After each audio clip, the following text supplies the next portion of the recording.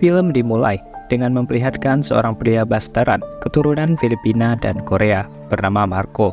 Sejak kecil ia sudah ditinggal oleh ayahnya yang pergi entah kemana. Kini Marco tinggal bersama sang ibu yang sedang sakit parah dan harus segera dilakukan tindakan operasi. Namun karena biaya yang tidak mencukupi, membuat tindakan tersebut tidak bisa dilakukan. Hingga suatu hari terdengar sebuah kabar bahwa sang ayah berada di Korea serta menjadi direksi di sebuah perusahaan ternama.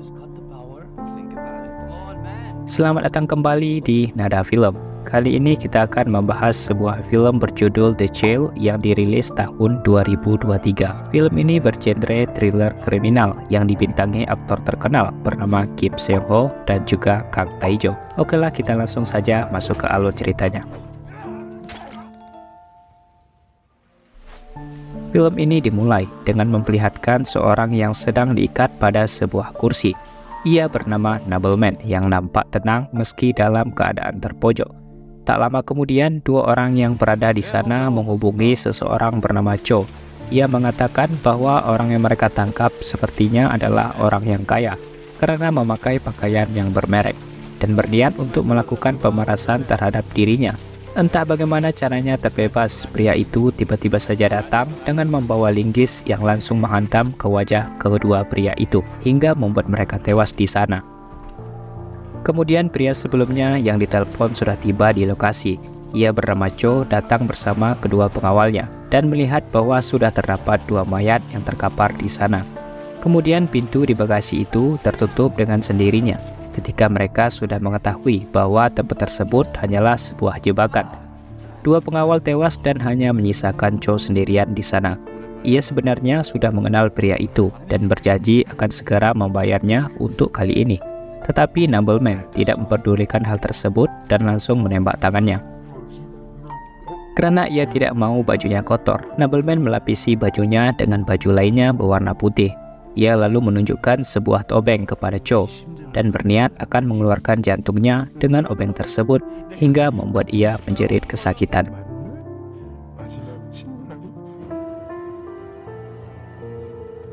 Beberapa hari kemudian, Nobleman sedang melihat pertarungan tinju. Di sana terlihat dua orang saling beradu pukulan untuk meraih kemenangan. Salah satu dari petinju tersebut bernama Marco yang merupakan seorang blasteran keturunan Filipina dan Korea. Walaupun wajahnya terlihat sangat babak belur, tetapi ia berhasil menumbangkan lawannya dan juga meraih kemenangan. Setelah membersihkan diri, ia keluar dari toilet dan berjumpa dengan seorang pria. Marco adalah pria yang berusia 24 tahun dan belum memiliki pekerjaan tetap. Kegiatan sehari-harinya hanyalah menjadi petinju ilegal di sana dan mendapatkan uang dari orang-orang yang bertaruhan di tempat tersebut. Walaupun tidak banyak yang ia dapatkan, tetapi sudah cukup untuk kebutuhan hidupnya. Kini Marco hidup bersama dengan ibunya yang kala itu sedang sakit dan harus segera dilakukan tindakan operasi. Namun karena biaya yang tidak mencukupi untuk melakukannya, membuat ibunya tetap berada di dalam rumah. Sedangkan ayahnya sudah lama meninggalkan dirinya semenjak ia berusia 4 tahun. Keesokan harinya, Marco datang ke rumah pamannya bernama Kim yang menjaga panti asuhan. Panti tersebut diperuntukkan bagi anak blasteran keturunan Filipina, Korea seperti Marco. Namun rencananya panti tersebut akan ditutup karena keuangan dan bangunan yang sudah sangat rusak. Kedatangan Marco ke sana untuk menyuruh paman Kim mencari ayahnya karena membutuhkan biaya untuk operasi ibunya. Ia memberikan sejumlah uang kepada paman Kim agar dengan uang tersebut paman Kim dapat membayar orang Korea untuk mencari ayahnya. Kehidupan Marco yang tidak menentu membuat ia selalu pergi ke sebuah bar.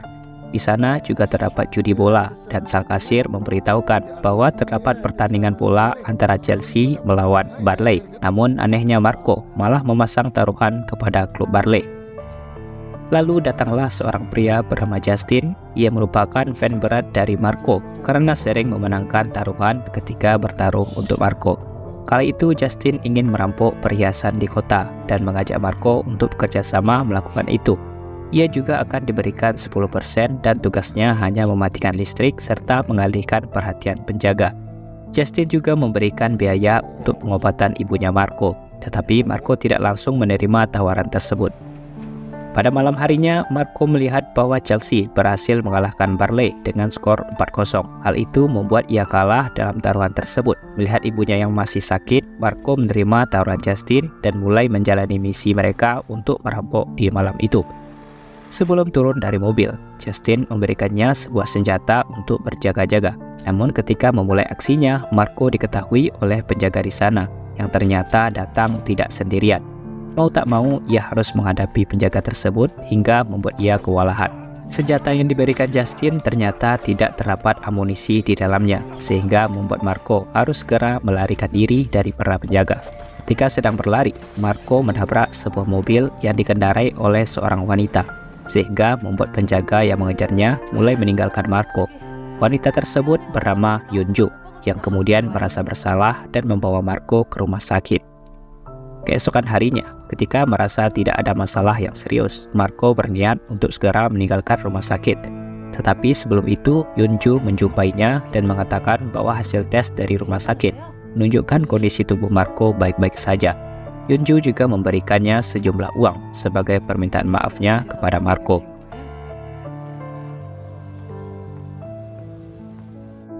Setelah keluar dari rumah sakit, Marco mendapatkan telepon dari paman Kim untuk memberitahukan bahwa ayah Marco ingin berjumpa dengan dirinya. Di sana paman Kim mengatakan bahwa tak jarang ada seorang ayah yang hilang dan kembali lagi untuk mencari putranya.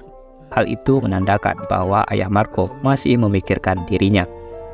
Kemudian seorang pria datang ke rumah Marco. Namun sebelum masuk ke dalam rumah, terlihat nobleman memperhatikannya dari jauh. Ternyata ia adalah seorang pengacara dari ayah Marco bernama Kang Won. Ia diutus untuk membawa Marco ke Korea karena ayahnya sedang sakit di sana dan sangat ingin bertemu dengan Marco. Lalu datanglah dua orang yang memberikan sebuah berkas. Berkas itu berisi paspor dan juga visa yang telah disiapkan secara langsung karena ayah Marco merupakan orang kaya yang ada di Korea. Mereka harus pergi pada saat itu juga untuk menemui ayah Marco. Melihat ibunya yang sedang sakit, membuat Kang Won mengatakan bahwa tujuan mereka pergi ke Korea adalah untuk mendapatkan biaya pengobatan sang ibu. Dan ketika Marco berada di Korea, wanita yang datang itu akan merawat ibu Marco. Di sisi lain terlihat seorang pria bernama Han. Ia merupakan kakak dari Marco, tetapi beda ibu karena sang ayah menikah lagi dengan wanita lain.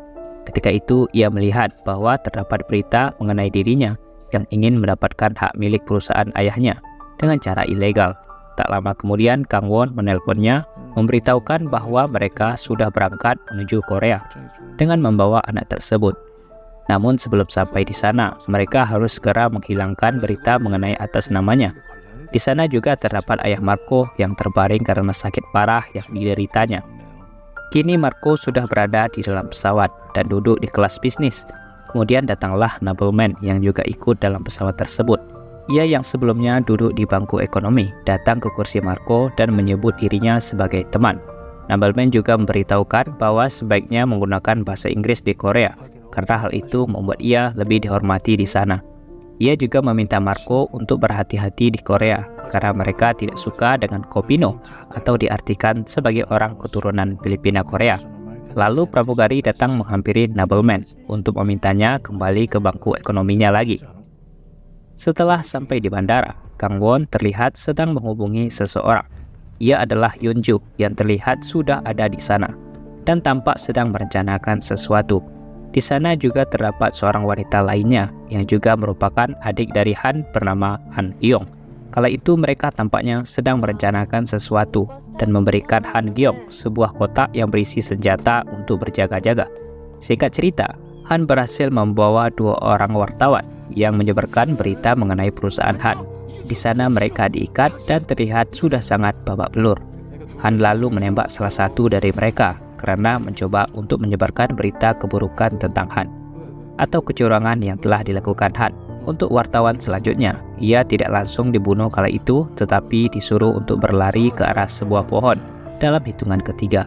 Tapi pria itu malah berlari sebelum hitungan ketiga dan Han langsung menembaknya. Kemudian datanglah Dr. Lee bersama dengan timnya. Ia ditugaskan untuk melakukan operasi terhadap ayah Han yang sedang sakit. Dan dengan begitu, berita mengenai keburukannya dapat ditutupi dengan hal tersebut. Di dalam perjalanan, Nobleman kembali mengikuti Marco dan ia sengaja berpapasan dengan mobil Kangwon. Hal itu membuat sang supir marah dan membuka jendela mobil. Nobleman langsung menembak sang supir sehingga mengakibatkan mobil mereka mengalami kecelakaan. Orang yang masih hidup kemudian dibunuh oleh Nobleman, tetapi membiarkan Marco hidup. Di sana ia juga menelpon Direktur Han untuk meminta tebusan sebanyak $10 juta jika ingin mendapatkan Marco. Di sana Marco menanyakan sekali lagi mengenai alasan dirinya yang terus mengikuti, tetapi Nobleman tidak memberitahukan secara pasti tujuannya. Tetapi ia mengatakan bahwa tujuan Marco datang ke sana adalah untuk kematian. Mendengarkan hal itu, Marco lalu melarikan diri. Namun ia terus berlari mengikuti jalan sehingga membuat Nobleman dengan mudah mengikutinya. Setelah sampai di jembatan, Marco melompat dari atas jembatan dan Nobleman mengikutinya. Ia pun berlari sejauh mungkin, begitu juga dengan Nobleman yang terus mengejarnya. Hingga turunlah hujan pada saat itu, yang membuat ia berhenti mengikuti Marco. Hal itu dikarenakan Nobleman mengidap sebuah penyakit yang membuat ia tidak bisa terkena air hujan, dan akhirnya berhenti mengejar Marco. Mobil Kangwon akhirnya ditemukan oleh anggotanya Han. Di sana ia terlihat sangat kesal kepada orang yang telah melakukan hal itu. Ketika Dr. Lee masuk ke ruangan, Han mengatakan kepada ayahnya untuk bertahan sebentar lagi dan ia akan mendapatkan Marco secepatnya. Marco yang berada di kota mencari telepon umum untuk menghubungi Yeonju. Di sana ia memberitahukan keberadaannya dan Yeonju memutar balik mobilnya untuk menuju ke sana. Namun tak lama kemudian terlihat bahwa Nobleman kembali datang, serta mulai mengejarnya lagi. Karena gang yang terlalu sempit membuat mobilnya tidak bisa lewat dan memutuskan untuk mengejarnya dengan berlari. Di sana terlihat bahwa Nobleman merupakan seorang profesional. Ia berhasil mengejar Marco dengan melompati beberapa rumah di sana.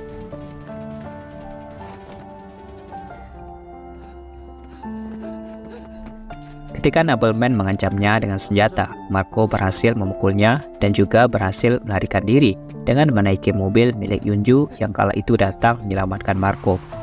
Di saat itu Marco baru menyadari bahwa ia adalah wanita yang kala itu membawa Marco ke rumah sakit. Di depan mereka terdapat Han dan anggotanya yang ingin mencari Marco. Melihat Marco di dalam mobil, ia kemudian berbalik arah dan mulai mengikuti mobil tersebut sehingga terjadi aksi kejar-kejaran. Di dalam perjalanan Han menghubungi Yeonju. Ternyata mereka sudah mengenal satu sama lain dan juga satu kantor yang sama. Tapi meski begitu, mereka memiliki tujuan yang berbeda, sehingga membuat Han berniat untuk membunuhnya. Ketika Yeonju memutar balik mobilnya, terlihat bahwa Nobleman ikut serta dalam pengejaran tersebut, dan kini terdapat 3 orang yang menginginkan Marco pada saat itu.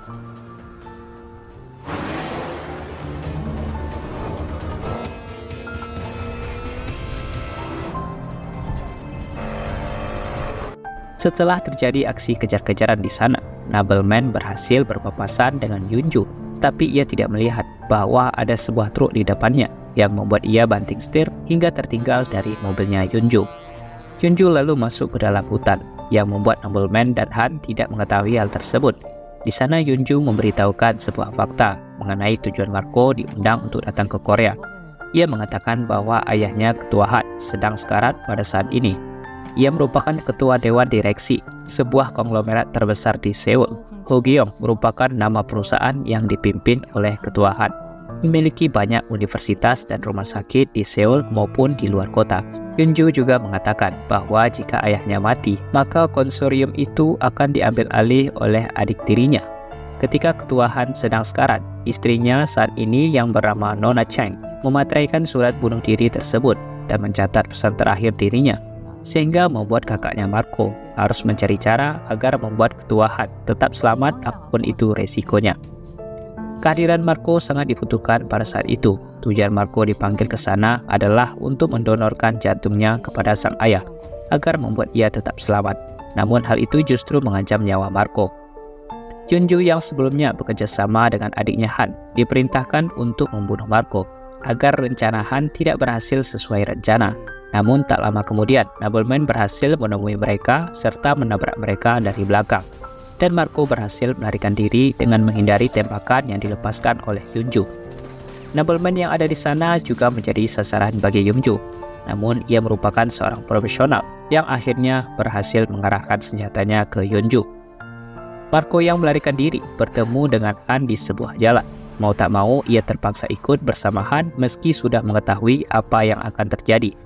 Marco dibawa masuk ke dalam rumah mewah milik Han, dan terlihat bahwa adik Han tidak menyukai kehadiran Marco di sana.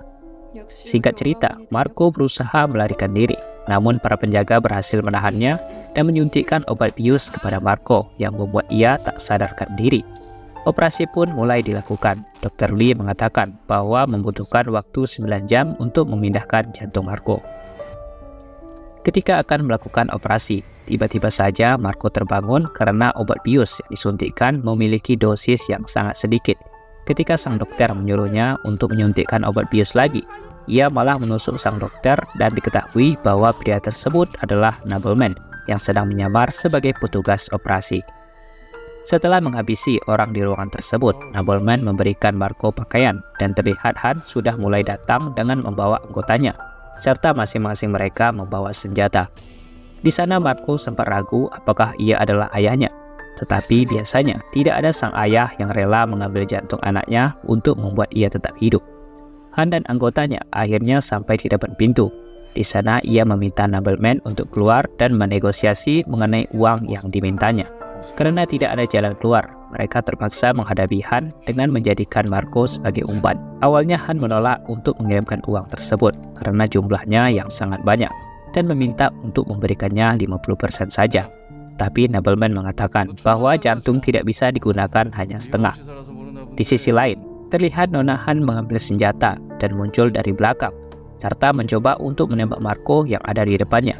Tetapi Nobleman mengetahui hal tersebut dan berhasil menghindar dengan kembali ke dalam ruangan. Akibat baku tembak tersebut, membuat kaki Nobleman terkena tembakan dan melihat bahwa ayah Marco juga terkena tembakan tersebut sehingga membuatnya tewas. Tetapi ketika Han masuk ke ruangan tersebut, Nobleman mengatakan bahwa ketua Han belum mati dan ia akan menembaknya jika Han mencoba untuk melawan. Karena tidak mau hal itu terjadi, Han terpaksa mengirim uang tersebut dengan menelpon seseorang untuk mengirimkan sejumlah uang ke rekening yang ia berikan. Namun karena sang penerima telepon meminta bukti mengenai sang penerima, membuat Han menjadi marah dan menghancurkan teleponnya. Tetapi pada telepon yang lainnya, Han berhasil menyuruh orang tersebut mengirimkan uang itu hingga masuk ke rekening Nobleman.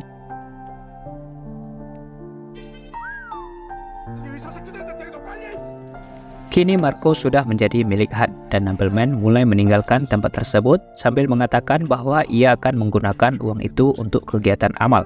Namun Han tidak terima, berniat untuk membunuhnya. Tetapi dengan santainya Nobleman mengatakan bahwa ia merupakan seorang yang profesional. Han pun tidak mempercayai hal itu hingga Nobleman berhasil mengobrak-abrik tempat tersebut. Baba!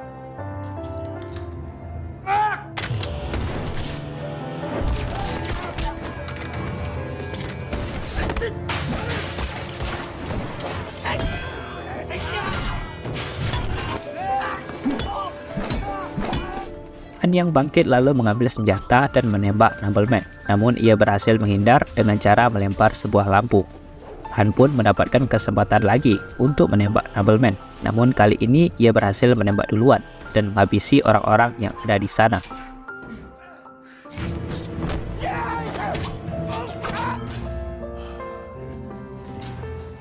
Han lalu mengakui bahwa Nobleman adalah seorang profesional.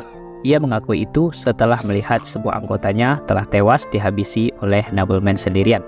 Setelah selesai, Nobleman baru mengetahui bahwa kakinya terkena tembakan yang membuat ia meminta bantuan kepada Marco.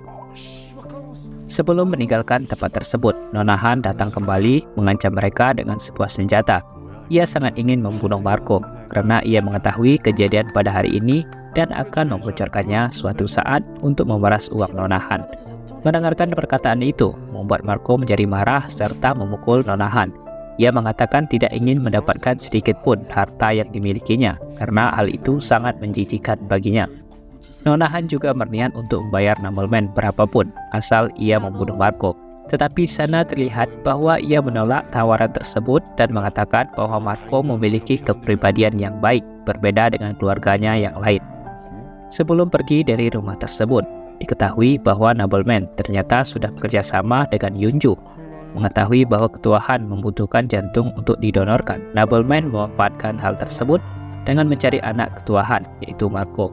Ia meminta bantuan kepada Paman Kim untuk meyakinkan Marco bahwa ayahnya ingin bertemu dengannya. Nobleman juga menawarkan sejumlah uang untuk membangun atau memperbaiki panti tersebut, karena panti itu sangat membutuhkan dana. Ia meminta Paman Kim untuk mencarikan anak yang pintar dan juga tahan banting. Hal itu dilakukan Nobleman karena ia mengidap sebuah penyakit yang membuat nyawanya tidak lama lagi, sehingga Nobleman memutuskan untuk berbuat baik sebelum itu terjadi.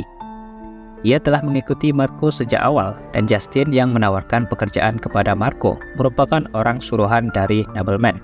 Ketika Marco bertemu dengan Yoonju untuk pertama kalinya, ia juga ada di sana serta berkas yang ada di rumah sakit sudah disetting sedemikian rupa olehnya. Mengetahui hal tersebut, Marco marah kepada Nobleman karena telah memanfaatkannya untuk mendapatkan sejumlah uang dari Han. Tetapi di sana diketahui bahwa ketua Han bukanlah ayah kandungnya. Nobleman melakukan hal itu karena ia juga merupakan seorang kopino.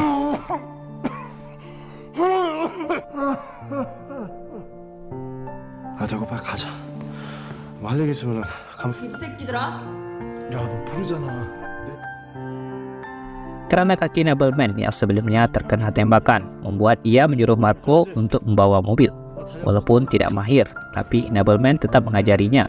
Hingga pada keesokan harinya terlihat panti tersebut sudah mulai diperbaiki. Begitu juga dengan ibu Marco. Operasinya berjalan dengan lancar dan kini sedang menunggu pemulihan saja di rumah sakit. Kemudian Nobleman datang kembali mengajaknya untuk berjalan-jalan serta pamit untuk terakhir kalinya karena ia mengidap sebuah penyakit yang membuat nyawanya tidak lama lagi. 병원은 가봤어? 휴고 통증도 좀 덜하고. Di akhir film terlihat Nobleman menjumpai seorang dokter langganannya. Di sana ia mengatakan bahwa tubuhnya merasa lebih baik pada saat ini, dan dokter itu mengatakan bahwa Nobleman sudah tidak memiliki penyakit lagi. Hal itu disebabkan karena ia sering meminum vitamin secara rutin yang diberikan oleh sang dokter, dan film pun selesai.